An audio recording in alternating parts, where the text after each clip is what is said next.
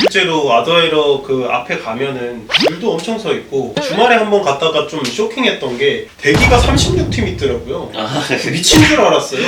지금 당장은 아니지만 앞으로 동연무장길 쪽으로 저는 좀 가능성이 있다라고 생각을 해요. 왜냐면 동연무장길이 좀 지나서 이렇게 쭉 가다 보면. 네, 안녕하세요. 원래 자나깨나 부동산 생각이라는 이름으로 활동을 하고 있었는데, 이전에 올렸었던 둔촌주공 영상에서 공인중개사라고 밝혔더니 아주 그냥 댓글이 난리가 났더라고요. 그래서 이왕 이렇게 된 거, 그래, 중개사로 이제 할 말 다 하자라는 생각으로 채널 이름도 좀 바꿨고, 이제 성스러운 중개생활이라는 이름으로 새로 시작하게 됐습니다. 제가 아무튼 있는 곳이 성수동이라서 다른 중개사님들이랑 얘기해보면 어떨까 이런 생각이 들어서 처음으로 저희 채널에서 게스트를 모셔봤는데, 자기소개 한 번만 해주세요. 네, 안녕하세요. 성수동에서 공인중개사 하고 있는 성국빈 공인중개사입니다. 이전에 하시던 업종이 어떻게 되시는지 여쭤봐도 될까요? 원래 전공은 의류였고요. 그래서 작게나마 이제 의류 브랜드를 경험해봤고, 네, 그런 의류 관련 업종에 있었습니다. 지금 성수동에서 의류 브랜드들이 굉장히 좀 핫한 브랜드들이 많이 들어오잖아요. 여기가 핫한 곳이다라는 그 척도가 어느 순간부터 명품을 판매하는 매장이 있느냐 없느냐로 좀 갈라지기 시작을 했잖아요. 디올이라는 명품 브랜드가 뜬금없이 백화점이 아닌 건물에 들어왔다는 것 자체가 우리나라에서 완전 이례적인 일이죠. 그만큼 성수동이 갖고 있는 매력을 봤기 때문에 브랜드들이 그런 선택을 하지 않았을까 해서 제가 이번에 이런 콘텐츠를 준비하면서 저 나름대로 조사를 해봤는데요. 처음에 그 생각이 들었어요. 왜 성수인가를 보기 전에 성수가 아닌 다른 지역들은 어땠는지 이걸 먼저 봤는데, 강남에 없는데 성수동에 있는 거 뭔지 아시나요 혹시? 강남에 없는데 성수동에 있는 거? 뭐죠? 서울의 허파라고 불리는 이 숲!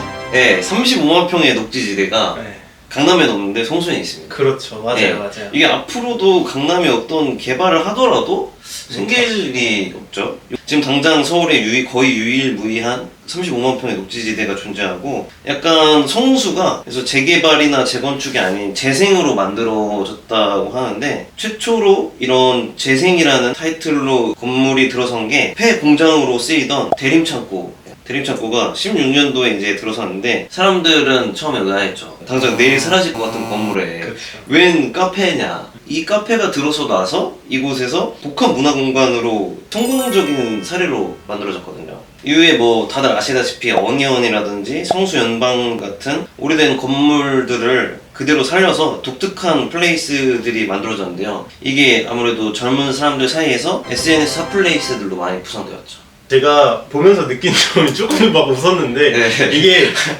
그 공영 방송국이 아니거든요. 네. 거의 지금 이러고 돼가지고 본인이 쓴 대본을 막 읽고 있어가지고 네. 제가 잠깐 이게 좀 환기 차원에서 살짝 말을 걸었고, 네, 원래는 지금은 대본 보고 하시지만 그냥 줄줄이 막 혼자서 막 내뱉던 내용이에요. 그렇죠? 네, 맞아요. 그런 내용인데 좀 긴장하셔서, 유튜브 촬영이 처음이라. 네, 이런 게 완전 처음이라. 그래서 이런 공간들을 필두로 젠트리피케이션이 좀 나타났죠. 이게 전문 용어 나왔죠. 본래 젠트리피케이션이라 하면 낙후된 시설들에서 기업들의 투자가 이루어져서 기존에 살던 분들이 떠밀려 나오는 것을 젠트리피케이션이라 하는데, 다행히 성수 같은 경우는 오래된 수제화 공장들 이런 것들이 조금 현대인들이 찾는 그런 시설들이랑 맞물려서 자연스럽게 융화가 되지 않았나. 또 실제로 성동구에서도 좀 젠트리피케이션을 방지하기 위해서 좀 프랜차이즈들이 못 들어오게, 제가 생각했을 때는 성수동은 젠트리피케이션이 일어나면 충분히 일어날 수 있는데 부지가 좀 커요. 이태원이나 뭐 이런 연남동 이런 곳에 비해서 너무 크고, 말씀하셨던 서울숲역도 있죠, 성수역 있죠, 뚝섬역 있죠, 조금 나온 건대역, 이렇게 좀 지하철이나 이런 게 좀 많기 때문에 분포가 되기 좀 쉬운 구조라서 젠트리피케이션이 조금 덜 올 수도 있지 않을까, 이런 생각도 들더라고요. 그런 프랜차이즈 업종 입장에서도 생각을 해봤을 때, 여기를 들어간다고 봤을 때 과연 이 업종들이 이곳에서 살아남을 수 있는가. 왜냐면 워낙 개성이 강하고 매력적인 그런 업종들이 다양한 이곳인데, 프랜차이즈 업종 입장에서 굳이 내가 이런 임대료와 이런 걸 감수하고 들어올 가치가 있을까?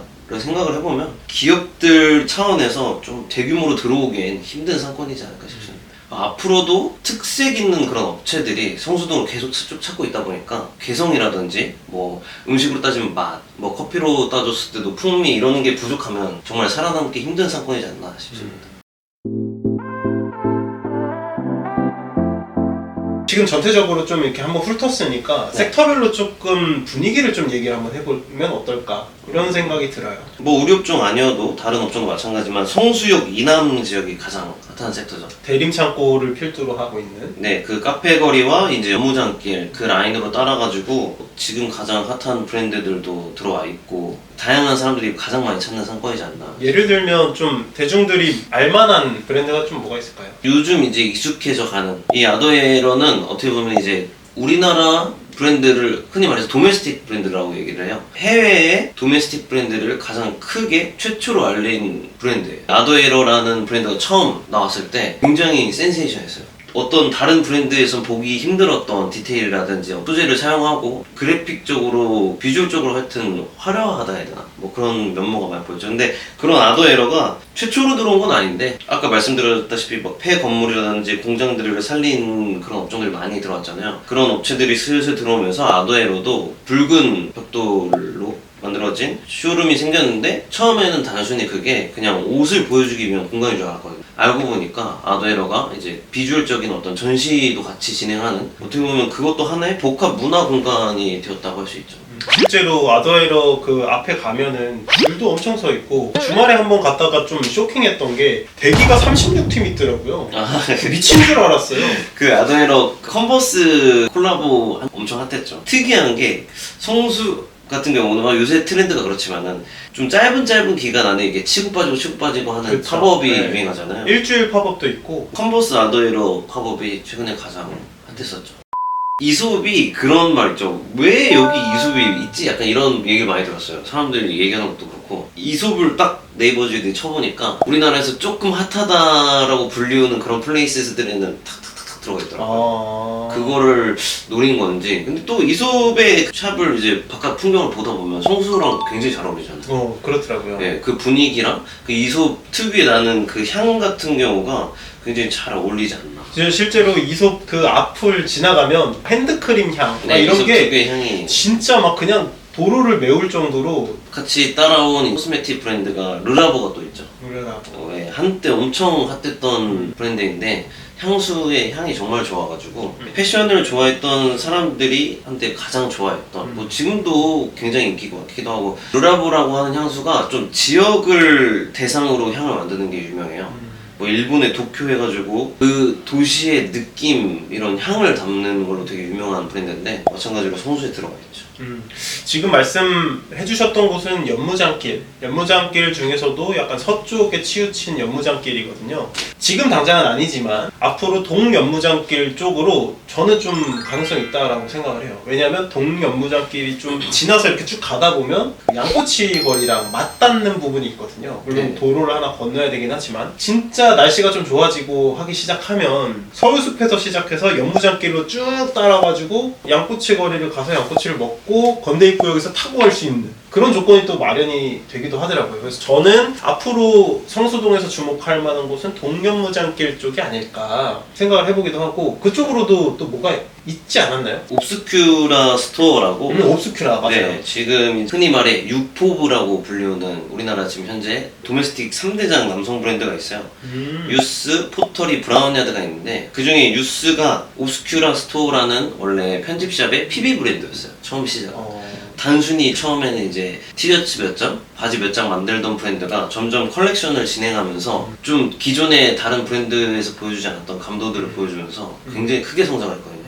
그 유스라는 브랜드가 성장하면서 따라서 옵스큐라 스토어라는 편집샵도 굉장히 성장하게 되었는데 제가 처음에 의류 브랜드 막 했었고 성수 쪽에 있는 공장 컨택했다고 얘기를 드렸었잖아요. 처음에는 거기가 옵스큐라 스토어가 들어온다 해가지고 아니 성수가 핫한 건 알겠지만 도대체 왜 여기 변두리까지 이게 확장이 맞아. 되는 걸까 맞아. 좀 이해가 안 됐었거든요. 근데 이제 정말 세월이 흘러가면서 불과 1년 지났는데 사람들이 다 그쪽으로 몰리기 시작하잖아요.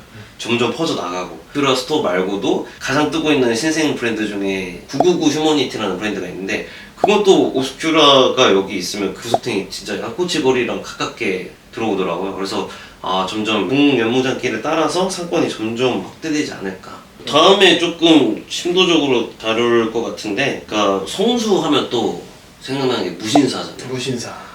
근데 알고 보니까 무신사 측에서 갖고 있는 건물들이 한두 개가 아니더라고요. 실제로 한두 개도 아니고 진짜. 진짜 뭐 제가 제일 쇼킹했던 거는 얘기하다 보니까 야 알고 보니 거기도 무신사더라 이런 말씀 되게 많이 하시더라고요. 그래서 요즘 제 생각엔 또 신사가 아닌가. 또 신사. 그렇죠. 다음 영상에서는 뭐 무신사랑에 제 영상도 무신사랑 해보도록 하겠습니다. 그래서 많이 기대해 주시고 오늘도 봐주셔서 감사합니다. 다음에 좋은 영상으로 찾아뵙겠습니다.